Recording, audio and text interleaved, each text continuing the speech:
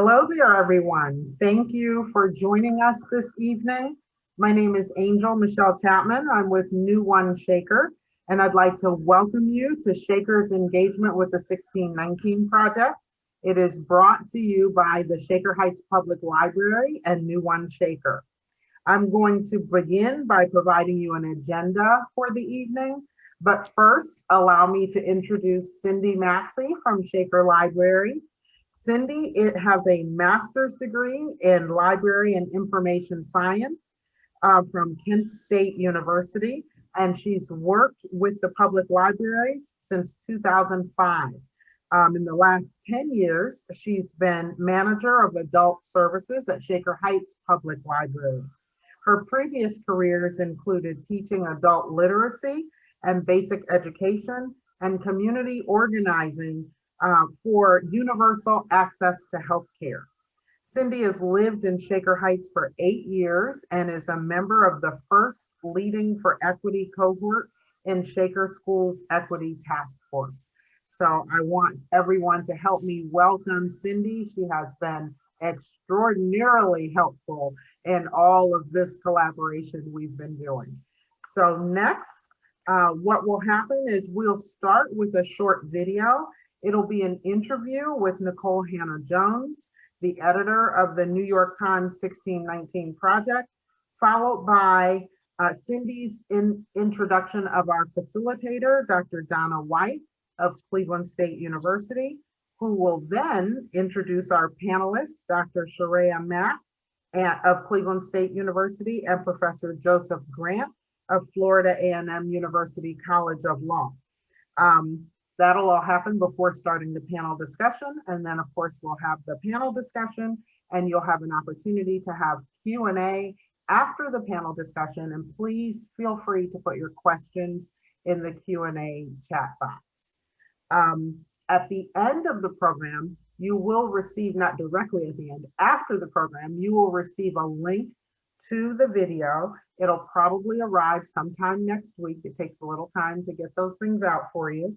And that you'll also have an opportunity to complete a survey. So please be sure to do that so you can let us know how you felt about tonight's program. So at this point, we're going to move forward and go into our video. Thank you.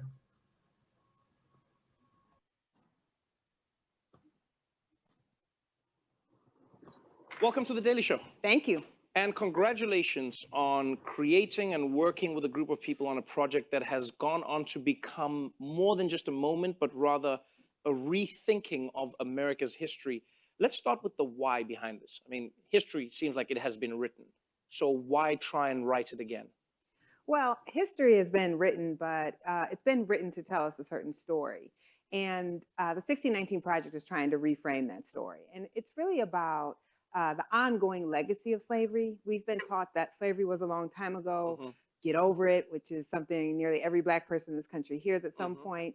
And the 1619 Project is really saying that slavery was so foundational to America and its institutions that we are still suffering from that legacy now, and it's exploring the many ways that we still are. It's interesting that you've chosen the year 1619 because many people would say, but this was before America existed.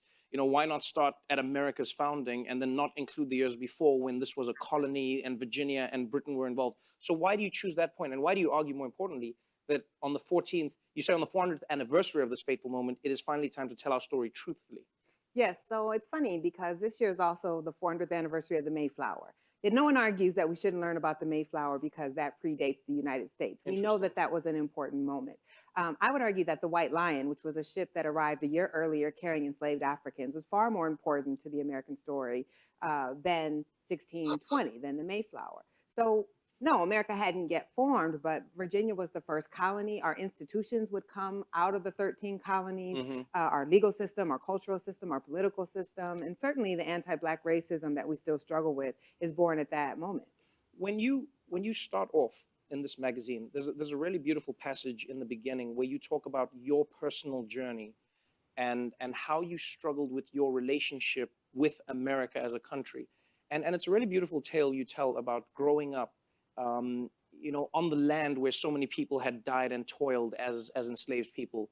You also talk about how your father was a proud American, and how you didn't understand how he could be proud to be American when America seemed to be against him in spite of everything that he did. Yes. How did you reconcile that, or did working through this project change your view on how to be American, or on how not to be American?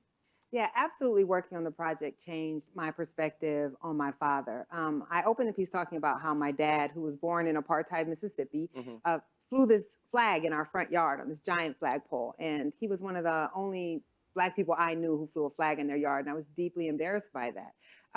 But as I started researching for this project, and my essay is really about how Black Americans have had this pivotal role of actually turning the United States into a democracy, I got that he understood something that I didn't, that no one has a right to take away our citizenship and our rights to think of ourselves as American, because so much of what Black people have done is what has built this very country that we get to live in today. What do you mean specifically when you say that? Because that was an idea that I don't think I had fully thought about before I read this magazine, was the concept that America's foundation was a lie, in that it was a group of promises that weren't fulfilled, to both people of color and to women in many respects. And what you argue in this magazine is that Black people basically had the job of making it a truth. What did you mean by that? Absolutely. So when Thomas Jefferson writes those famous English words, we hold these truths to be self-evident, that all men are created equal.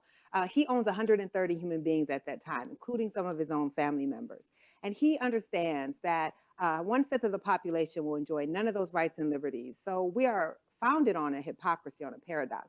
But Black people read those words and said, oh, we're going to believe that these words are true and apply to us, and fight again and again. We see them fighting at the revolution. The first person to die for this country was a Black man named Crispus Attucks, who wasn't free. We see that happening with the abolitionist movement, largely led by Black Americans. We see that happening at the Civil War with the Reconstruction Amendments. And of course, the Civil Rights Movement, which brings the franchise to large segments of America for the first time. Right. So we said we were founded as a democratic republic, but most Americans could not vote at the time of the Constitution.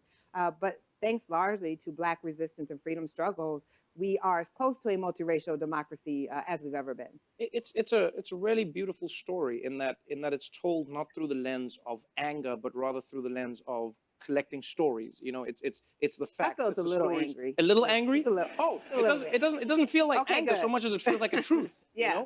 What it has sparked, though, is a fight over history and how the history is told. Yes.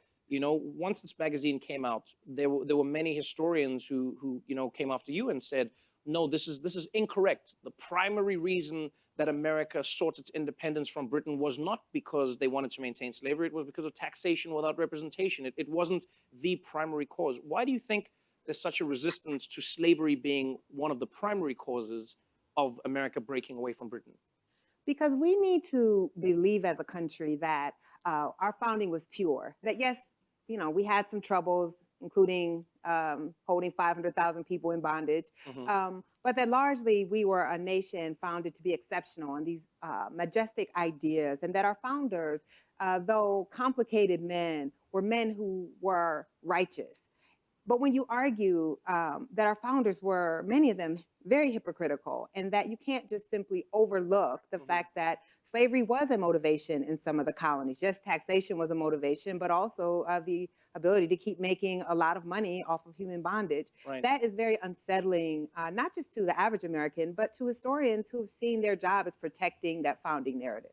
The difference is, when you're Black in this country, you don't have the luxury of pretending that history didn't exist. And what that history has done is really marginalize our story, when really the story of Black people and slavery is central to the United States. When you worked through this project, there are new pieces of information you discover. There are stories that you find were never told that need to be told. And I know you can't write about everything, but I was interested in whether or not you would think that other countries who are involved in slavery get off easier than the United States, because the one thing they did differently to America as we know it is that they sort of outsourced slavery. If you think about whether it was the Americas or Spain or many of these other colonial nations, their slaves were in the countries, and then they left those countries and were like, we're done with slavery, but they also don't have to deal with the people they enslaved. Whereas America has an interesting relationship where you have to deal with the people because they're still here. So not to feel sorry for America, but do you think there's also a reckoning that should happen in this way in Europe, maybe? Oh, for sure. All the colonial powers need to have a reckoning, and reckoning also needs to happen on the continent of Africa. But I think the fundamental difference, there's two. Yes, slavery occurred in the bounds of the country that would become America. Right. But also of those colonial powers, America is the only country that was founded on the idea of individual rights and liberty. Interesting. That was founded on the idea of God-given inalienable rights. None of those other European, I mean, these were monarchies. They weren't founded on the idea that every person had equal rights, but we were. So that hypocrisy really matters. And of course, I argue that that hypocrisy is why we have struggled so much to get over and address the issue of slavery, because it forces us to acknowledge this lie at our founding. Before you go, one of the main questions many people may have, and you see this unfortunately all too often, is people saying, why do you have to keep drudging this up? Can't we just move on? It's been 400 years now. Can't we just move on? What do you hope would be sparked by the conversations that come from a magazine that delves into slavery like this? What do you want someone who sits at home and says, they go, Nicole, I'm white and I had nothing to do with this and I don't know what you want me to do. What would you hope people take away? That's a great question. Let me just say, for the record, nobody wants to get over slavery more than Black folks. It's not. It's not to our benefit, right? So the fact that our nation can't get over slavery has not benefited Black people for a single day. But that's the problem. We've never dealt with the harm that was done. I'm 43 years old, and my father was born into a Mississippi where Black people couldn't vote, Black people couldn't use public facilities. That was all perfectly legal. We're not far removed from this past at all. And there's never been any effort to redress that harm. So what I hope that people will take from the magazine, every single story in the magazine starts with America today, and shows how these things about American life that you think are unrelated to slavery actually are. And I hope by confronting that truth, maybe we can finally start to repair the harm that was done, and then finally start to live up to be the country of our ideals. It's a fantastic job, fantastic magazine. Really wonderful having you on the show. Thank you so much. To learn more about this beautiful, amazing story, go to newyorktimes.com/1619. That's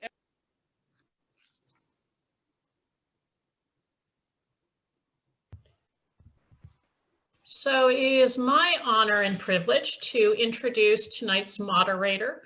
Dr. Donna McIntyre White has spent most of her long higher education career at Cleveland State University. She has been the director of the Office of Diversity and Multicultural Affairs and the interim director of the Black Studies program, among other positions at CSU since 1985. In 2009, Dr. White began teaching African American history courses and has since added urban studies, comparative religion, and Black studies courses to her teaching portfolio. Among her most popular courses are The Religious Ethics of Malcolm X and Martin Luther King, and Ghana, the Slave Trade, and the African Diaspora. She is one of 5 authors of the 2016 book, Busing, Boycotts, and Beyond, The History and Implications of School Day Segregation in the Urban North. Dr. White is a former member of the Shaker Heights School Board and Shaker Heights Library Board. She holds a bachelor's degree in Spanish and a master's in adult education, both from The Ohio State University, and a doctorate in social policy history from Case Western Reserve University. Dr. White has lived in Shaker for nearly 40 years. Welcome, Dr. White. Thank you. Thank you so much, Cindy. Thank you, Cindy Maxey with the Shaker Public Library, as well as Angel Chapman for inviting me to be the moderator this evening. I really appreciate this. So I hope everybody did their homework tonight and read the 2 articles that we're going to use as the basis for our conversation. We have Tremaine Lee's article on the racial wealth gap, and we have Nikita Stewart's article, Why Can't We Teach Slavery Right in American Schools? These topics could not be more relevant to us today, and clearly very relevant to us in Shaker Heights.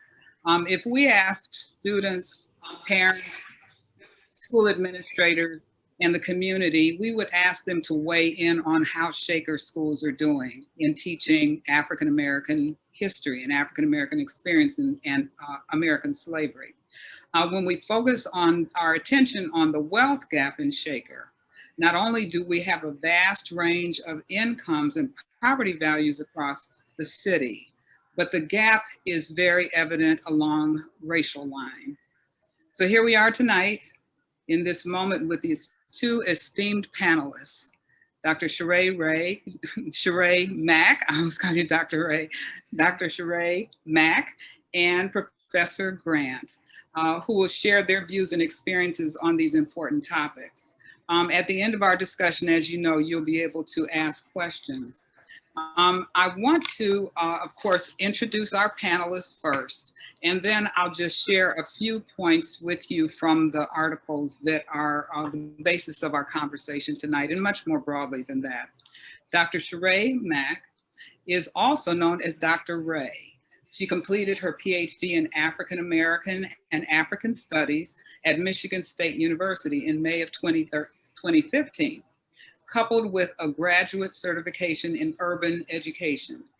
Currently, Dr. Mack provides integrative consulting services in the areas of critical approaches to community development, youth engagement, and community branding through her consulting firm, Dr. Ray and Associates.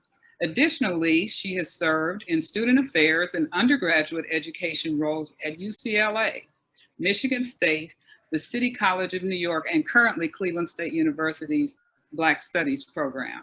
She's also a graduate of NYU and earned her Master of Arts degree in Africana Studies in January 2010. Dr. Mack is a native of Cleveland, a proud graduate of Glenville High School, and a dedicated alumna of Tennessee State University, where she obtained her bachelor's degree in speech communications in 2008. Welcome, Dr. Mack. Such a pleasure to be here. Thank you. Yes, and Professor Joseph Grant. Joseph Grant joined the Florida A&M College of Law in 2013. Professor Grant teaches a number of courses, as well as the fact that he has taught seminars on corporate social justice and Reconstruction and the law. Professor Grant received his JD from Duke University School of Law and his bachelor's degree from Brown University. He spent his junior year at the University of London, Queen Mary, and Westfield College.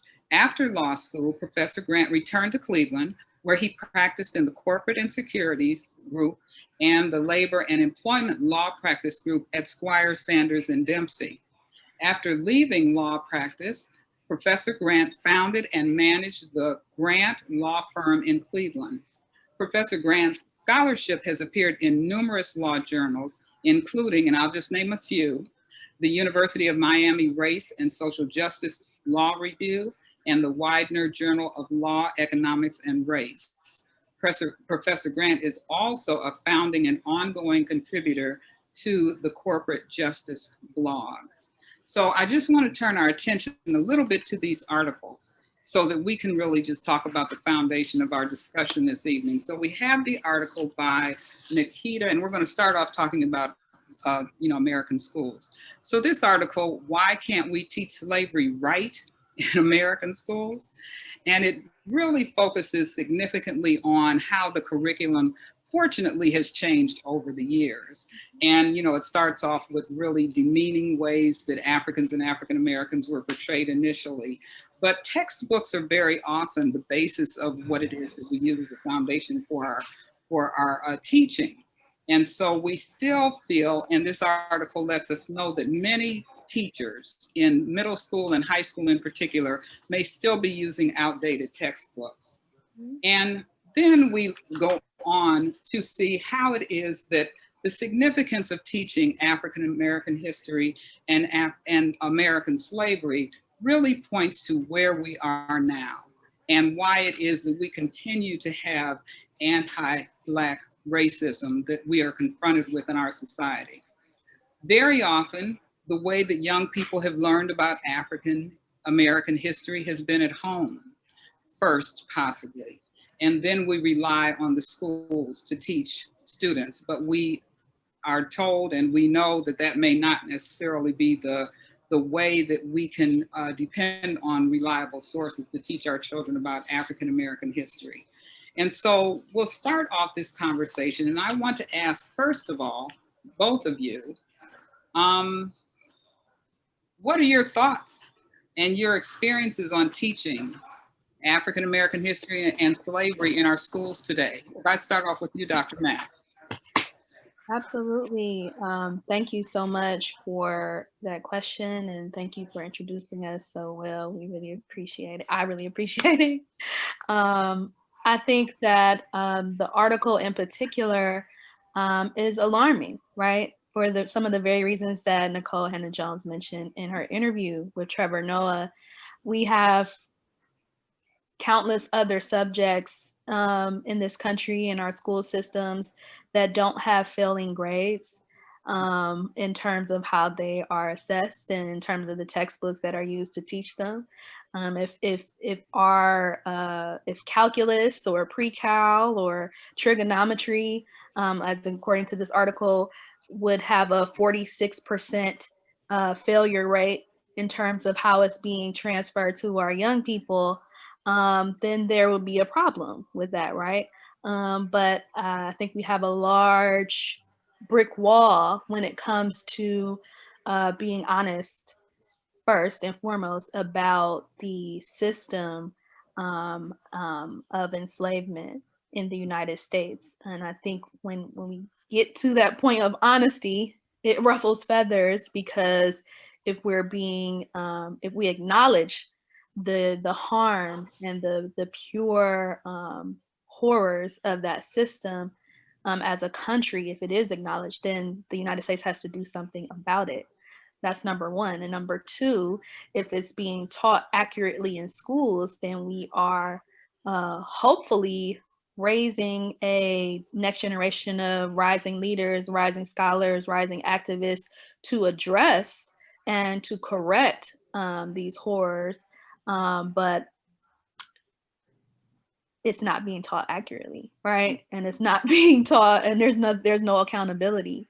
And thus that group of young people to rise up and create change is not being created in those ways. So that was my immediate takeaway. Thank you. Professor Grant. Your thoughts or your— First off, I want to thank you. First off, I want to say thank you for this panel. It is an honor and a real privilege to be a part of this panel with Dr. Mack and with you, Dr. White. And I also want to say Angel is one of my former students. So it's a real honor when she asked me to be a part of this project. I was really pleased. But most importantly, it's fun being able to have an arm and a connection back at home in Cleveland. I will always be a Clevelander to heart for all of my life.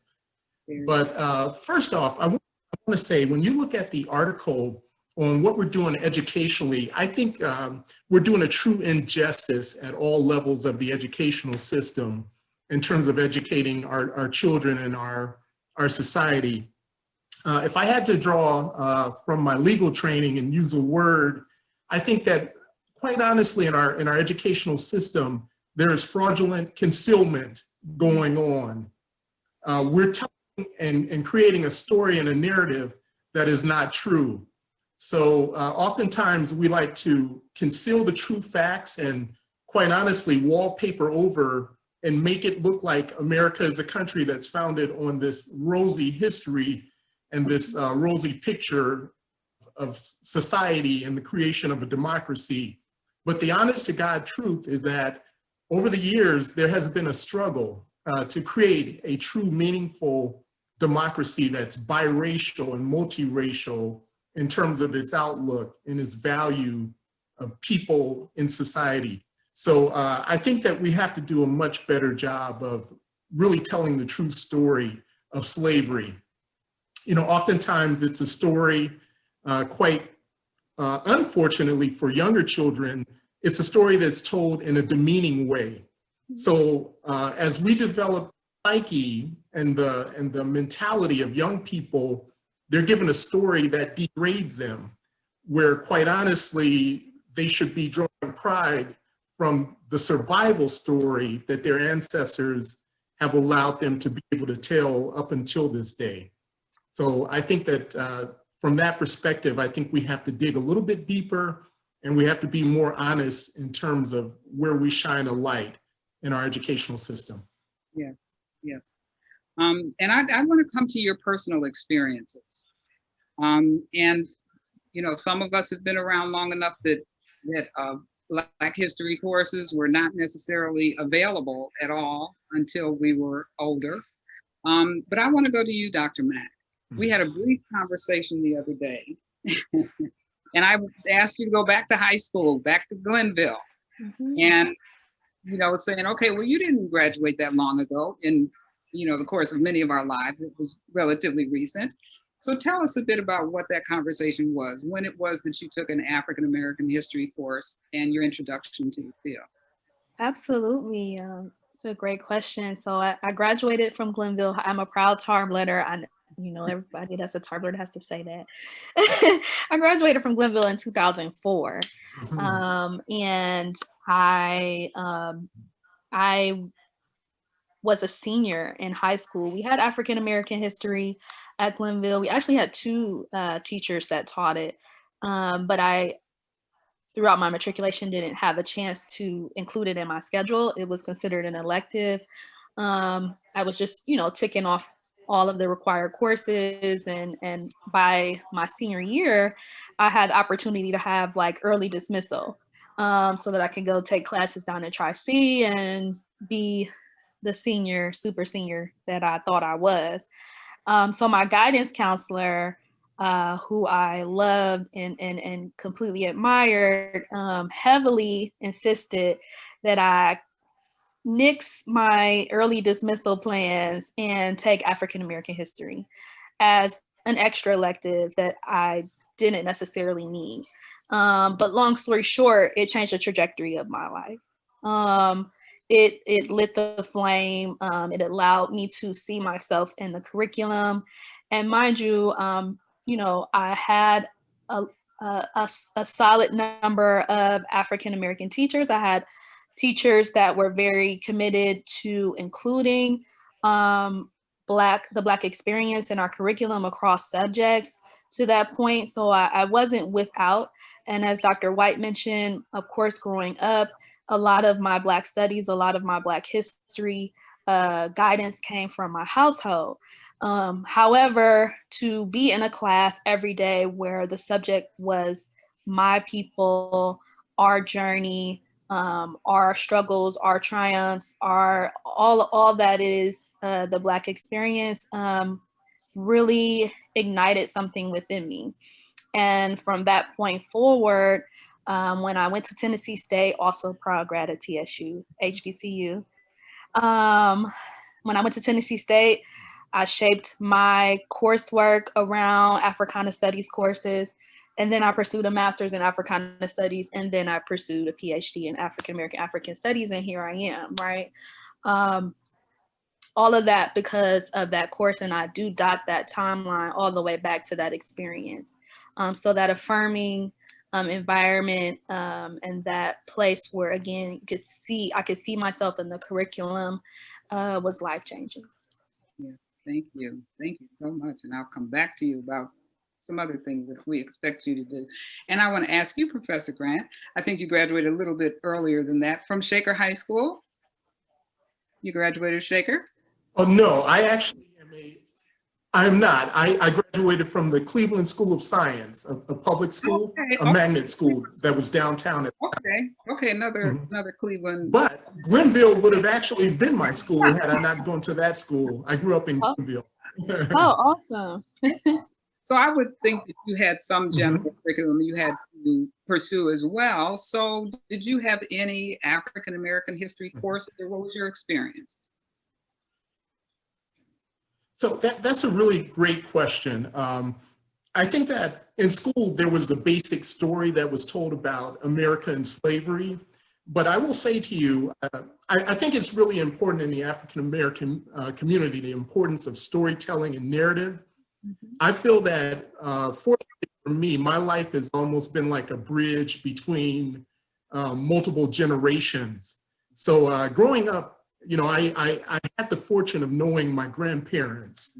And my grandparents were born at the turn of the last century.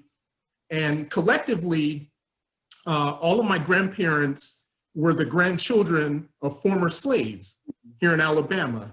So there were a lot of stories and a lot of narratives about our family and about our history and about the whole legacy and the story of slavery and how we overcame those obstacles to get to where we were at this point. So for me, that story and that narrative was rich in my mind. It was a part of my life on a daily basis. But more importantly for me, I'm the youngest of 5 children. So I had an older brother and 3 sisters who went ahead of me to Glenville, in fact. And when I was a little kid, I have a book that my sister gave me that's still in my library to this day. She gave me a book called The Black Book. I think I was 11 or 12 years old, but it was a book that had stories and history on African Americans and African society from start to finish. So I was a voracious reader as a kid, and I read this book, and it lit a flame under me. I wanted to find out more about who I was and, you know, where I'm from and the legacy and the story of who we are as a collective. So for me, I went beyond the curriculum. The curriculum was pretty basic, but I was always a voracious reader and would, you know, turn over rocks and dig deeper and overturn some of the stones that you need to overturn to really figure out what this story is. Well, let me ask you this, and I want to know your path to Florida A&M. You've been at a number of different universities, and now you're at an HBCU. So tell us that path. I mean, it seems like it all comes together, and I just want to know that story, you know, your story. You know, it's really interesting. So starting out in my teaching career, I started my career at primarily white institutions. I'm indebted to all the faculties that I've had the opportunity to serve on over the years. But I decided in 2013, 2012, 2013, to explore the lateral hiring market and change institutions. And I had other offers on the table. But for me, the important thing was being able to build a legacy. So I really have always wanted to teach at a historically Black college or university, an HBCU. So having the opportunity to teach at FAMU for me was a no-brainer. Earlier on in my career, when the school first reconstituted itself and reestablished, I interviewed, but I was a young green professor, so I didn't get the job at the time. But I maintained relationships, and I always said, if the opportunity to teach there comes up again, it's a no-brainer for me. I'm going to teach at an HBCU. So for me, this is probably where I will end my career. I have pride and joy every moment and every day that I walk into our building, because I know that we have a specific mission and we're doing incredible work to increase the numbers of African Americans and people of color in the legal profession. So it's a unique mission and a special mission that I have a dedication to. Wonderful, wonderful. And I want to go, since both of you, you're a professor at an HBCU and you're a graduate of an HBCU. And, you know, tell me about, you know, what your students bring. Do they necessarily have the opportunity to have more knowledge when they come, or do they come there hungry to be in an environment where they feel like they're going to perhaps learn more just by being at an HBCU? How about your experience, Dr. Mack, since you attended Tennessee State? Yeah, absolutely. I was just excited to be I was excited to be on campus and excited. You know, when Black Panther came out, there were a lot of running pop culture jokes about really the fact that, you know, HBCUs are Wakandas, you know, and to be in a space where the whole ecosystem, the whole environment is run pretty much primarily majority top to bottom by people that look like you and share many of your lived experiences. Though there is much diversity at HBCUs, we have to share that as well in terms of experiences. But to be in that space and to be in that atmosphere was critical. In terms of my Africana Studies experience at TSU, I think that in more ways than one, similar to my Glenville experience, there were pockets of the Black experience that my professors were very careful about curating and infusing into all of our coursework, right? But also that, you know, sense of self and development of self-esteem and self-worth and so on and so forth, that was a heavy part of that. But explicitly in Africana Studies, you know, once you took one course, you just had to take the next one and the next one and the next one, as much as you possibly could fit into your schedule or your elective system. And so I think that thirst kind of came from the passion, above all else, the passion that my professors had in teaching it. And then also that we were similar to what I was mentioning about the other article, you know, some people do come with their own funds. Some students do come with their own funds of knowledge across the spectrum in terms of what they are knowledgeable about in terms of African American history or Black studies or whatever realm they want to speak of. But not a lot of times you're just building from one brick to the next. And so you don't know when that seed is going to grow or that flame is going to be lit. But our professors came in every single day ready to give it their all. And, you know, before you know it, you have a following. and that's really what that experience was like. Yes. And how about your experience as a professor and the students, you know, about the student body at FAMU? You know, it's pretty remarkable. I've been at other institutions, and not to take anything away from any of my former students or my former institutions, I find that at FAMU, there's a thirst for knowledge. A lot of our students are first generation college students or graduate students. So they come to the table wanting to learn. And the thing that I love about the institution, the HBCU just in general, is that there is a strong creation of identity and sense of self. And most importantly, a support network that's created. So students know that they're part of a larger collective. They're not alone, and they will have the support that they need. One of our models at FAMU is teaching and excellence with care. So that's important for me. That's an institutional embodiment in everything we do. So I take a strong interest in the lives of my students and their development.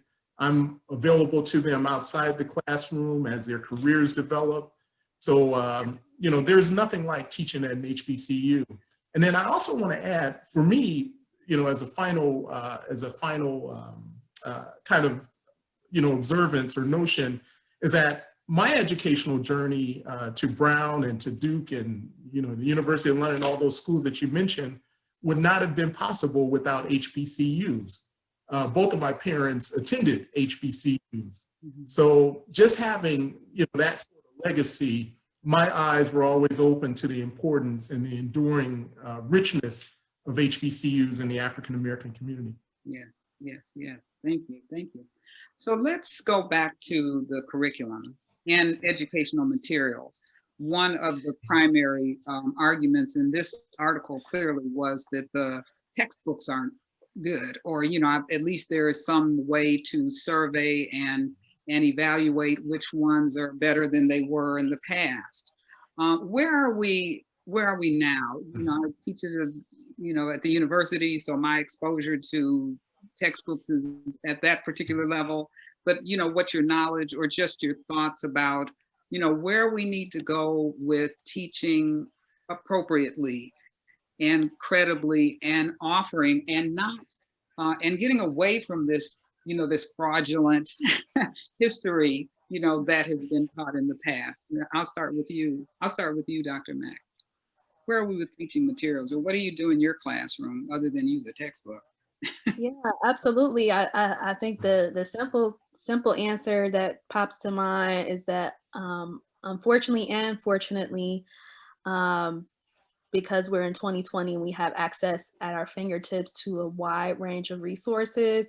Where I am now is that I don't rely heavily on one textbook to provide a framework for my students. I have to curate almost every semester what resources I'm using, what and it's multimedia as well. And so I think that anyone that is really committed to doing this work is really taking the time to curate a space for the students that they serve, because unfortunately, as we see in the article and just across the board in experience, we can't have a be all end all when it comes to textbooks, because of this, as Professor Grant mentioned, this fraudulent concealment, right? And in short, one resource that we've already spoken about that's been invaluable in countless ways is the 1619 project. And I'm extremely excited that many school districts have adopted it, especially considering, you know, our socio-political context right now and where we are as a country. But it's the gift that keeps on giving, and I highly recommend it in more ways than one. But I have a hybrid of resources and tools that I use to try to teach this work. Yes, yes. And Professor Grant, if you would weigh in on that, you know, textbooks, learning materials, you know, where are we now and where can we expect to be? I will say, from my perspective, quite honestly, I think at all levels we have deficiencies. You know, and that's hard to hear coming from me, a law professor. But even in the legal textbooks and case books that we use in many law schools today, there are some recurring titles and authors that get the prime spots and the notoriety at law schools. But many of those authors don't take the time to even tackle or address the issues of race that are endemic across all the different subjects that we have to teach law students. So, you know, during the time that I've been a part of the Legal Academy, we are seeing a change. You know, many of my friends and colleagues, they are scholars who create situations to bring in critical race theory and to explore the legal curriculum. So increasingly, people are realizing the importance of having these discussions. You know, a few of my friends in recent years have literally written case books on property law or contracts or torts or corporate law that touch those subjects and impact those subjects from a race perspective. So the realization that we have to have these discussions and that they have to be meaningful is starting to be recognized. And then I will say this, at my institution, and I've been lucky. When I first joined the faculty at FAMU, I had a really visionary and outside the box thinking associate dean who allowed me to create and curate a course that I had always wanted to teach. I taught, and I have taught over the years, a seminar course on Reconstruction and the law. If you look at that 40-year period between 1860 and 1900, it tells us a lot about the American story. I start the class by saying to my students, if you want to understand where we are today, why there is a wealth gap, why there are racial disparities in education, why do we have HBCUs in the first place, why do we have a prison industrial complex, policing and police brutality, you have to look at this really critical period where in America we dropped the ball in creating a true biracial democracy. It was the first experiment in the world where anybody tried to create a biracial democracy. We succeeded for a short time, but soon thereafter, those doors began to close after slavery. So I look at these things from a legal perspective as a legal scholar, and I introduce my students to case law. We look at the US Supreme Court jurisprudence. We look at contracts, legal sharecropper contracts between parties to see what contracting was like. We look at black codes and just the legal structure of discrimination in America. And I will tell you, bar none, many of my students, when they take this class, they say, Professor Grant, this has been the most educational experience and biggest introduction that I've had to race in any level of my educational learning at this point in my life, high school, undergrad, or even grad school. So I'm proud of that, to be able to have that opportunity to have these tough discussions and enlighten my students. And, really going back in America, it's the narrative. Oftentimes we like to think that the Civil War wasn't about slavery. People will tell you that, but I go deep into the topic. We look at the US Constitution side by side with the Confederate Constitution, and it's really remarkable to see that they're not very different. So why would you leave a country to create another country if it was not about slavery? So those are the tough discussions that we have, and we have to have those. Yes, absolutely, absolutely. And there's another question I could ask you, but I'm going to segue into, because I could go on and on with this conversation. We really could, but I'm looking at our time, and I want to give us some time and space to talk about the wealth gap. You introduced this just in your comment now, and I'll just refer back to the article that Tremaine Lee wrote on the wealth gap, and just the title of Vast Wealth Gap Driven by Segregation, Redlining, Evictions, and Exclusion Separates White and Black America. And there are many ways that we can identify why this gap exists. And here we are. So one of the stark realities is when we look at it on paper and we see the numbers. And in this article, there is a median family wealth gap of $17,600 for African Americans and $171,000 for whites. And according to the Economic Policy Institute, 19% of Black households have zero or negative net wealth. Just 9% of white families are that poor. And this is a very relevant conversation to our community here in Shaker Heights. As we who live in Shaker, and perhaps many of the people who have joined us this evening are Shaker residents, we know that we have a classic example of the wealth gap, because we have households that are at the poverty level, and we have households that are extremely wealthy, and we're all one community. And so I want to really just, ask you what your views. You've brought this up, and I'll start with you, Professor Grant. You've begun this conversation about the wealth gap, and how does this, and you had already identified how it informed your teaching, but how do you see this just nationally? You've been in different places across the country, so just give us a perspective of where we are with this wealth gap and what we can do about it. So the article that Tremaine Lee authored is just really telling and remarkable, and it's very personal to me. The little town that he talks about in that article is about less than 50 miles where I sit at this moment. So I'm a son of the South through the North, first generation Northerner with deep Southern roots here in Alabama.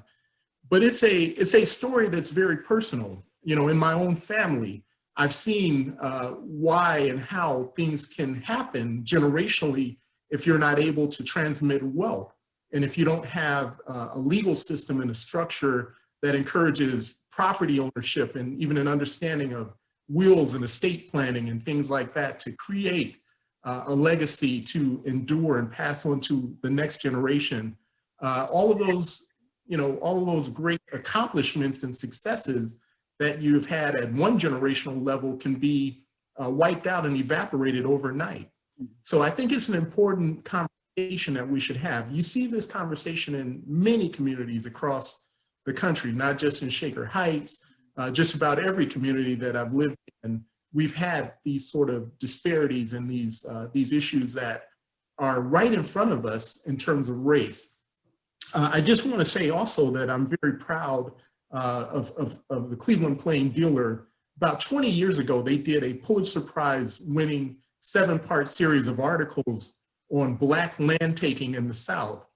And I think our story is pretty rich you find that in many African-American families, African-Americans right after slavery in 1865, who were able to acquire property, were able to build wealth and opportunities for themselves and for future generations.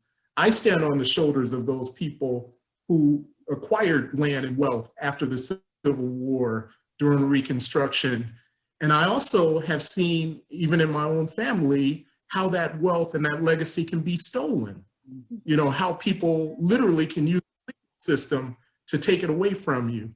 So with that said, I think we have to be mindful and know the story and always be vigilant so the story doesn't keep repeating itself. Yeah. So how can we learn from the past and how can we build for our future? I think that's an important thing to know. We have to see these statistics and we have to know what opportunities and challenges are there so that we don't keep falling into these same traps. Thank you. And Dr. Mack, I'm thinking of you're a Black Studies professor at Cleveland State University, and how does the wealth gap come into your conversation in your classes or, experiences or observations that you've had? Absolutely. I found myself this semester, and keep me in your thoughts, because teaching Intro to Black Studies at a time like this and doing it remotely it's definitely been an honor and a privilege, but most definitely a heavy lift for more reasons than one. And Professor Grant gave us that entry point into the conversation, speaking about Reconstruction and the course that he curated to create space for that. And this semester, beyond any other semester, I've spent a considerable amount of time on Reconstruction and what was promised and in part a part of those earlier years, and then what was not so slowly stripped away, right? And this article, Lee's article in his words, said the period that followed the Civil War was one of economic terror and wealth stripping that has left Black people at lasting economic advantage. And I emphasize in my course, of course we have much triumph, and of course we have had much success against all odds as Black people and in the Black experience. But if we aren't honest, it's very similar to the conversations that we're having about the lack of foundational teaching of enslavement. If we're not very honest about the terror that was a part and still is very much a part of the stripping away of resources from Black people, Black families, and thus the Black community, then we can't correct what's happening. We can't correct what's going on.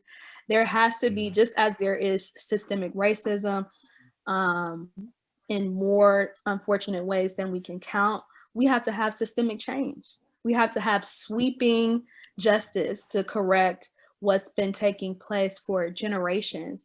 Another piece of the article that really stuck out is the quote that says, we've had limited opportunity to accumulate wealth, and then we have a process where the wealth is destroyed or taken away. So in this instance, you have this family that very soon after, worked to achieve what is the so-called American dream. We were promised 40 acres and a mule, didn't get that, but people far surpassed that in elections, in across regions from federal down to local. We had Black Wall Street, and then in a moment's notice, Black Wall Street is taken away, right? By pure terror, by pure racism, by pure injustice. That is not something that any community in history can easily bounce back from, let alone have different junctures along the timeline where we're constantly having our resources, having what we are striving to get be stripped away, one generation to the next, one sub-generation to the next. There's always some type of stripping factor. There's always some type of pushback, and there's always some type of terror in place that just goes by a different name. And if we're not addressing that, and if we're not being honest about that, we're going to continue to have this wealth gap.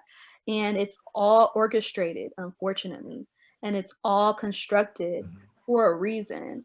And so that's the thing we have to be honest about as a country. Are we in a different place now in terms of being able to address, and I'm thinking of us as African Americans, and you know, we can, you know, talk about, and we're aware, and you know, what can happen at this particular point to address this, because the it has so many implications, you know, obviously, and we all know what has happened during this pandemic, you know, and who has been affected disproportionately, you know, in this crisis that we've been in now. So what can we do? Just let me ask you that, you know, in your opinion, Professor Grant, what would you say? As, you know, individuals. I think, yes, go right ahead. oh, sorry, I didn't mean to cut you off. I think that we always have to be ever vigilant. You're so correct. Even though we might not be in physical bondage, we always have to be mindful of the things that are going on around us. You know, if you look at, you know, the situation 10 years ago in the subprime mortgage crisis, who were the victims of that crisis, largely African Americans, that was the stripping away of a massive amount of wealth in our community that's going to take years and generations to get back. So oftentimes we don't have our eyes open to the things that are going on around us. You know, I think that racism and discrimination comes in a nice sugar-coated package now. Oftentimes it wears a suit, a nice dress, or has a handbag. But, you know, these things are still the underlying root causes of our problems in society. You know, a lot of wealth and the stripping away of that wealth, you know, went to Wall Street and to people who were in a far better situation to benefit, you know, from the things that were stolen from us. So again, I think we have to always have our eyes open. And most importantly, we have to have a plan. And we have to do this consciously to create a better situation, not only for ourselves, but we have to create a legacy for those who are going to come behind us. So thinking about not only ourselves selfishly, but thinking about a generation or legacy building program, I think is the important thing for our community. Thank you. Dr. Mack. I definitely echo Professor Grant and would, you know, copy paste and agree on all of that in more ways than one. I feel like there's a lot of work that also has to be done for, you know, of course, we've been fighting this fight since Reconstruction, you know, and beyond. I think another piece that I rely heavily on this semester was spending a considerable amount of time talking about our existence prior to enslavement, right? That we come from mighty, mighty kingdoms. Africa, the continent itself, is the cradle of civilization. We have technologies and intricacies that are only specific to the continent. The first university was there in Timbuktu, all of the above. And that in itself gives it lights a flame for my students. I've been told from them that predates this, you know, dark and terror-driven system that doesn't tell the whole story. So that's part of it, because that piece can help ignite something within us to know that we have the inherent, you know, ancestral power to create change against all odds. The other piece that I feel that we have to be very honest and aware about as a country is that we are not the only ones that need to be learning and being aware of our history and our culture and what has taken place. Folks that are of the majority population, in particular, white people, need to do a lot of work to be aware of the atrocities that have taken place, and then transform that energy and funnel that energy into creating change in some way, shape, or form, encouraging their community members to do the same, so that we're enlightened about the practices that are so intricately ingrained in our country that are against other populations, not just the Black community, but other populations, subpopulations of our country, that are seeking to have justice. And if that work isn't being done, then we are, running a race that we've been running, to say the least. We're running a race that we've been running. I think the encouragement and the fire that we've seen on this wave of protesting, this wave of social justice change, and all that has happened in such a short amount of time in the midst of a global pandemic is encouraging, to say the least. But we have to continue that work. And every single person has a place. And that's what I encourage my students. The majority of my students are actually identify as white and intro to Black studies course. And so we have to have conversations about what is privilege, what is unconscious bias, what is implicit bias, what can be done to correct these wrongs across all realms. So that's where I would have my take on it. Can I add a little bit to that? I want to say that Dr. Mack really put a nice bow on everything, and I think that the points that she made were so powerful. But I think that the thing is, our society is so divided. We know that. We don't listen to each other. We're often in a situation where we're talking over each other, and our minds are walled off and closed to a different perspective. So I agree with Dr. Mack. I think that, the majority community, white folks, have to, be open-minded, and they have to listen. These are stories. People aren't just making up these stories of pain and suffering and trauma, but these are stories that you have to be empathetic to and listen to. The sad thing about America is that, after our apartheid, we did not have a Truth and Reconciliation Commission. So many of these stories have just been and pushed back to the back of the conversation for so many years and so many generations. But we have to be open and honest and just listen to each other. I might not agree with you, but I should be able to hear your story and at least have some empathy to understand your perspective. So I think that's an important thing that we should consider. Oh, yes. Thank you. I know that we have a few questions. Is it okay for me to shift gears here? Or I want both of you really to to offer any other words that you would like to share in reference to the wealth gap that I've had to not add. And I do want to ask the question too, because we've all witnessed in this 2020, in this year, we've witnessed so much that much of it in the midst of pain and loss, on so many different levels, from the pandemic and police brutality and all this coming together. It feels that we're in another place as we see who it is who has come forward.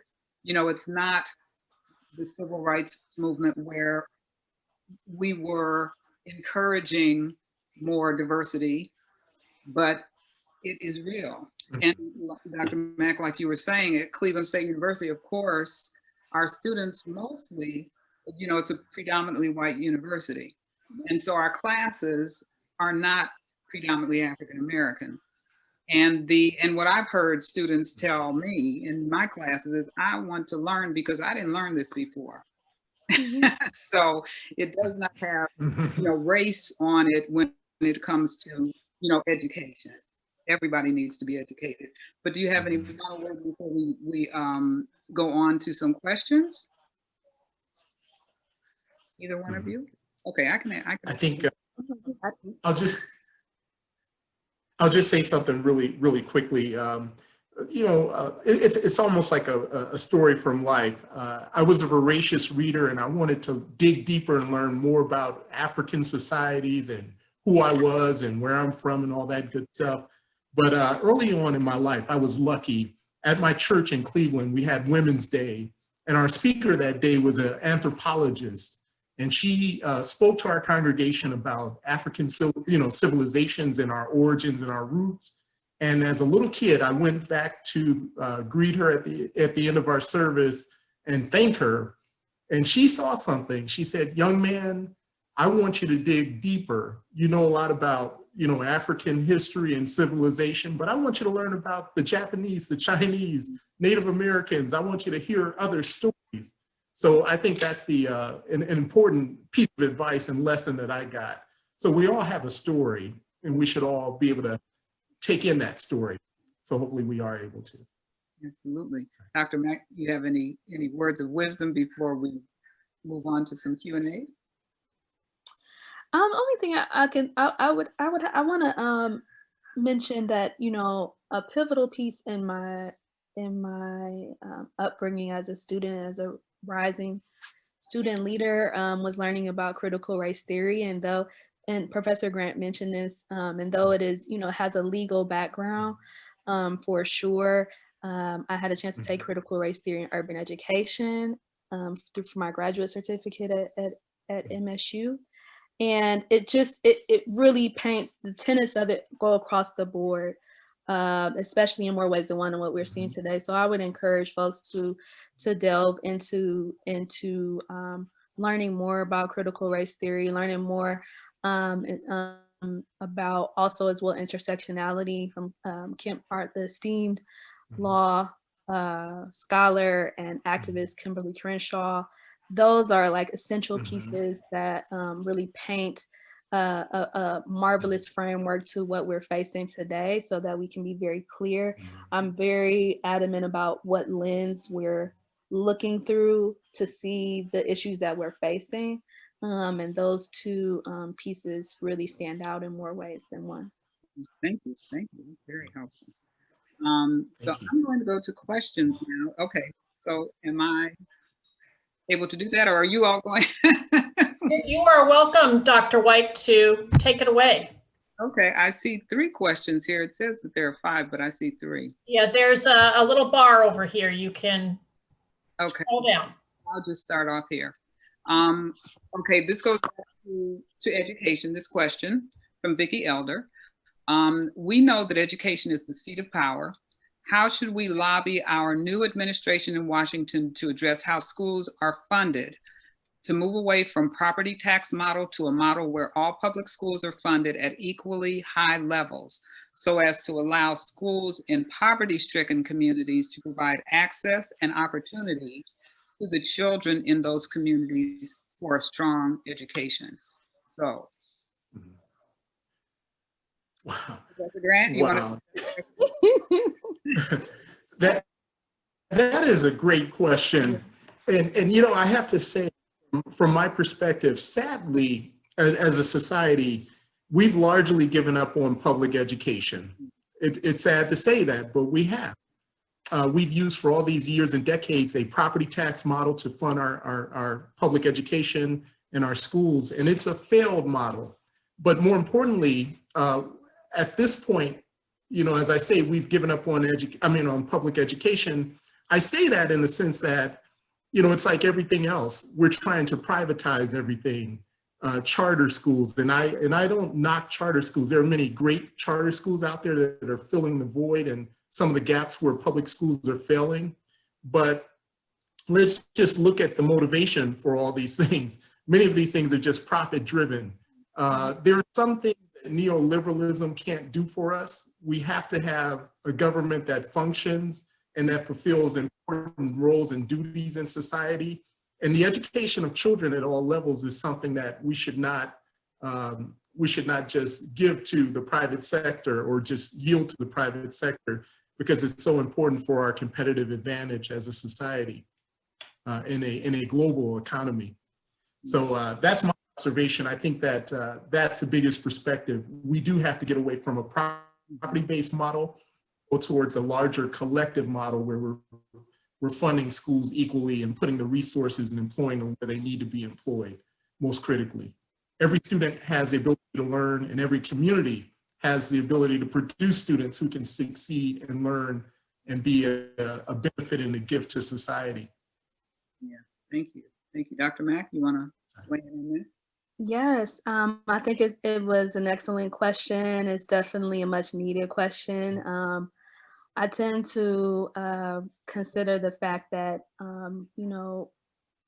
unfortunately, but in the sands of time, we have to be the, change that we wish to see, right? In the words of Gandhi, we have to push the envelope from where we are to create change. I don't see any time in the near future where this model of funding our schools through property taxes is going to change unless we, the people, push those envelopes ourselves. We've seen over time in more ways than one that people can create change.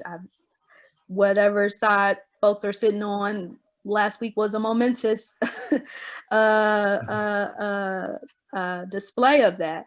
But all that to say, if we seek to shift the narrative and seek to shift the structure and framework of our public schools, creating models that look like the ones that we want to see, though we may not have the resources to do so, or we can intricately and creatively funnel the resources from other places to create these models, we have to do. The example that comes to mind, if you think about the Black Panther Party and their free breakfast program, right? Free breakfast wasn't the only thing being served in the free breakfast program. They were creating and working to cultivate young leaders, right? That were knowledgeable about their culture, had the physical food to journey through their day in their academic schools, in their programming that they went to in their schools, and come back and do it again the next day. The party had countless programs, right? But that program was adopted nationally to create the free breakfast program that we see and the free lunch program that we see in schools today. U.S. government may not give credit where credit is due with regard to that, but it shook things up, right? And that came from us and worked its way onward. And that's one response that comes to mind of many. We do have the opportunity to create change, but sometimes we have to do it ourselves and then push the models from where we are. Thank you. And here's another question from Kamala Lewis. To all panelists and Dr. White, we often look to the federal and state governments to address the racial wealth gap. What do you think local government can and should be doing to address this issue? Now, I'll start with you, Dr. Mack. What do you think in terms of local initiatives that should help to address the wealth gap?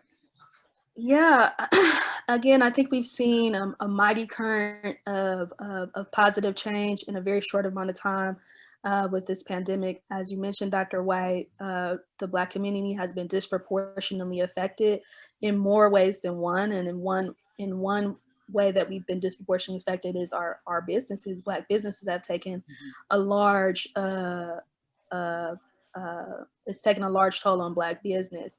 With that said, what local, city, state, regional, county efforts up to federal, well, not so much federal, but entities have done is to try to say that they do have some investment in correcting these issues and creating, low interest loan programs as well as grant programs across the board.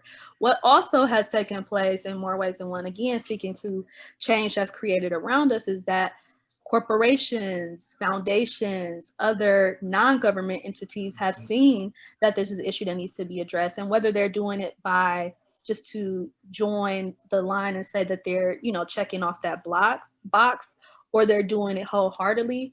The influx of funding and addressing the wealth gap in Black business or lack of access to capital that predates the pandemic those are some of the things that have to be addressed and continuously be addressed. And I'm starting to see a trickle off as a Black business owner of that funding, but that has to be a part of the structure from here until the end of time. So that's one thing that comes to mind. Okay, thank you. Professor Grant, what can local governments do? So I think that,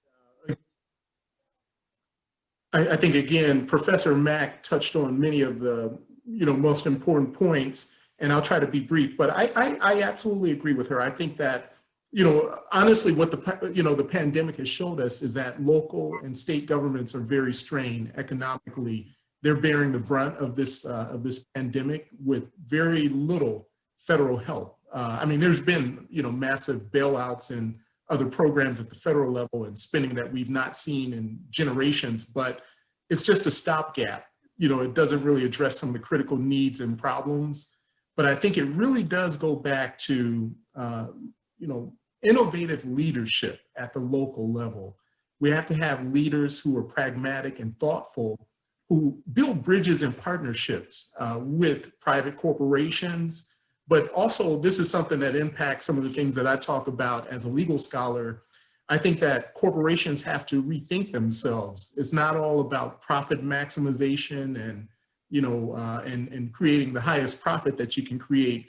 But one of the things that I've been writing about in recent years is benefit corporations and societal impact and sustainability. How do you build a community, and how do you alleviate poverty and some of the things that are going on in local communities? It starts with thoughtful business and political leaders who create partnerships to address issues in local societies and local communities. Mm-hmm. Yes, thank you. So now we have a couple of questions back to African-American history. How do the panelists feel about making African-American history a mandatory class in high school? I would love to see advocacy for this. In Shaker, what are your thoughts on this? You want to respond to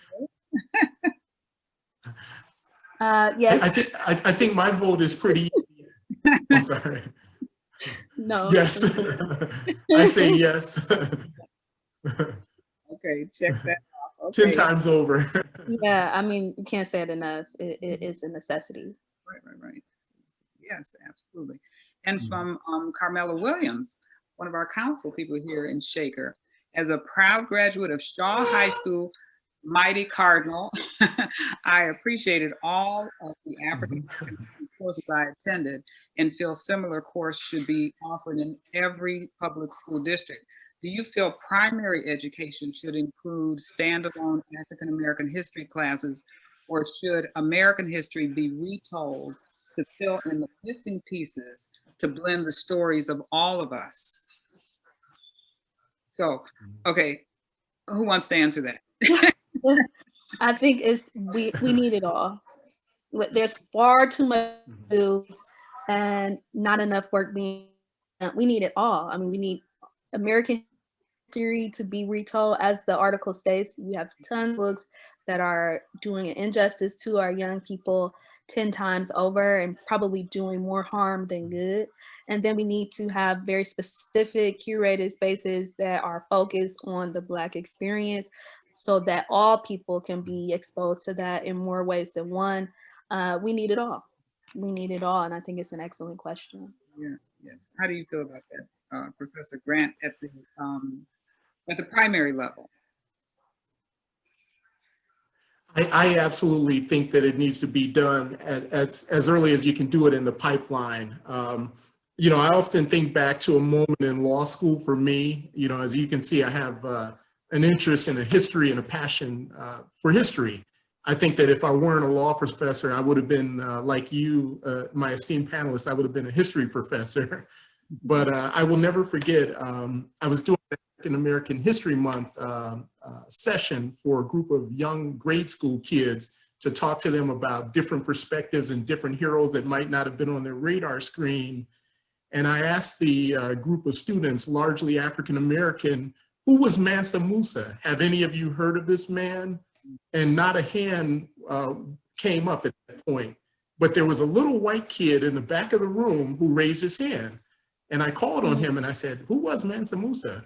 And he told me everything about this man, but little African-American kids could not. So right there, I knew that there's something wrong about our educational system. And this kid, I spoke to him afterwards and he said, you know, my parents make it a chore, and they talk to me about the importance of learning about other people and other cultures, and they make me read. It's now become something that I like doing. It was something that was forced on me, and I had to do it, but now I like doing it. So it starts at the earliest level. You have to create a positive sense of identity for kids, and teach them that there are other perspectives. I think that those perspectives have to be wide and broad. You know, what is Native American history like in the United States? What's Latino history like? We have to tell so many different stories so that we have a better understanding of who we are as a society, as a multiracial society at this point. Yes. And I have a comment here from Diane McIntyre, who happens to be my sister. She says, fantastic conversation, so inspiring. Question for you, Professor Grant. Have you archived or recorded or formally shared the stories from your grandparents? That's a really good a really good question. So in my family, I'm kind of like the storyteller in that gap. So I have like younger family members and some of my contemporaries who call me all the time. They will say, who was that aunt or that uncle or that cousin that had this happen or that story? So a lot of it is in my mind, and I have been really curious about my genealogy, and I documented, I've documented a lot of it. I've gone back over the years just from my legal perspective and pulled like marriage licenses, death certificates, and tax records and deeds and things like that to create a paper trail to be able to give to the next generation. But one of the things that I'm going to try to do, as my parents especially are aging, my father's 87 and my mother's 82 right now, I'm going to actually take the time to record them and get their stories on tape. I've done that with older family members, but I'm going to particularly do that with my parents to keep that legacy going, because it's so important. We all have a story to tell, and you have to be able to curate and tell that story. And we have I had an old professor in law school. Well, I'll be real quick about this one. I had an old professor in law school who wrote, he was a critical race theorist, one of the early critical race theorists, Jerome Culp. Nobody's heard of him, but he's now deceased. But one of the things he talked about is autobiography. We all have a story. So being able to tell a story is the important thing in transmitting that story. You're never forgotten until your name is mentioned. So those people who came before me, they're not forgotten. Their names are still being mentioned. Absolutely. And there are two more questions. Kevin, who is a student in one of my classes. Thank you for coming, Kevin. Sometimes students are forced to go to failing or lower quality schools. Could allowing students to attend school outside of their neighborhood help with the education and wealth gaps, or are there better options? Dr. Mack, you want to weigh in on this question? Yeah, I think it's an excellent question, and it's one that parents, caregivers, families, students themselves wrestle with and have for many generations. My immediate response is, why are we creating, to Miss Elder's question early on, why are we creating school systems that are equitable across the board instead of having to ship ourselves, in Dr. White's research, ship ourselves across this system to achieve a better quality education? Many people still to this day could say that Glenville was an underfunded, under-resourced, lesser than school. Not any tar bloater that you will run into will say that in terms of our experience. But nonetheless, my graduation, the graduation rate for Cleveland for CMSD when I graduated was 38%. So I literally am, I'm not literally, but figuratively, the rose that grew from concrete. And so it's a tough road, but no one can take that experience away from me. At the same time, we have to really do the work of reinvigorating and creating equitable school systems. That's my answer to that. Professor Grant, you want to respond to this question? I have to applaud Dr. Mack. You know, as I said before, I grew up in the Glenville community, and my siblings are graduates of Glenville High School. But the important thing is that no child should be considered to be a failure. We should never have that mentality. And the sad thing about our society is that, you know, it's really driven by private interests and corporations in so many ways. You know, when you look at the private industrial prison complex and that school to prison pipeline, yeah, we're making some conscious choices, just throwing generations of people in this country away. And that should not be the case. I think that all children can learn and all children can be successful, but we have to make the investment. You know, as a society, if any school is considered to be a failing school, we failed as a society for not doing our job to make sure that everybody has an equal shot to uplift themselves through education. That's a tried and true path in America. Everybody can uplift themselves socially through education. That's the American dream. So why deny that dream to anyone? Consciously have to be vigilant and never forget that is a dream that cuts across different socioeconomic classes and racial classes and other boundaries. We have to get rid of these boundaries. And also, I think it goes back to parents too. You have to, number one, be responsible and accountable.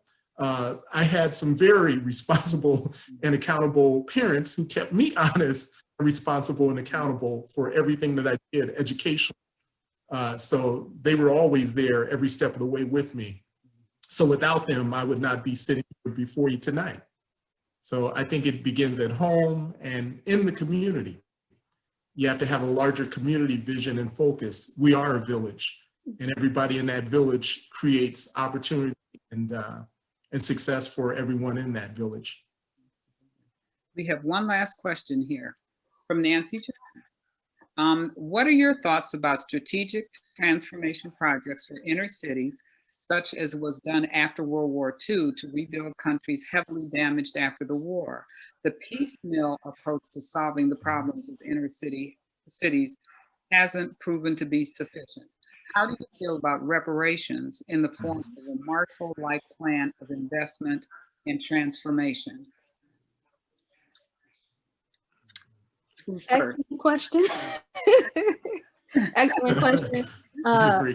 Yeah, reparations has been on the tip of my tongue since we started this panel. I know it is a hot issue, a hot button issue, a hot button topic. Yes, okay. Very much so, but I am pro reparations in more ways than one. However that may look, but the core piece of the term reparations means repair. And again, going back to what I was speaking about, if we have a group of people, community people that have been terrorized for centuries at this point, right? Then why is it so far-fetched that those actions need to be repaired, right? And then also we have other communities in our country that have received reparations in more ways than one. And those reparations weren't questioned. The structure of those reparations weren't questioned. The issues that led to those reparations weren't as questioned. We have some work to do, and it should be sweeping. And I think that is an excellent question, and that's my take on it.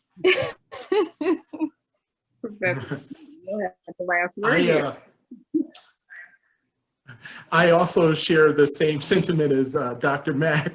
You know, as we have had this discussion and as it's unfolded tonight, that has been an undercurrent and something that we haven't mentioned, but it's something that we should visit. I'm glad we're able to visit it in this last question. But I also want us to think on a larger level. Reparations aren't always governmental.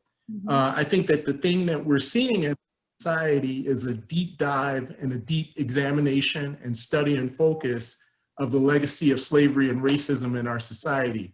We're seeing some movement, some really powerful and important movement coming from the private sector.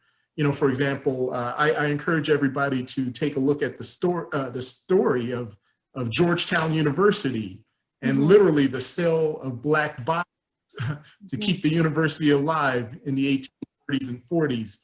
I encourage you to look at the study that was put out at Brown University in terms of the university's and its founders' legacy in the enslavement of African Americans to create a great American university.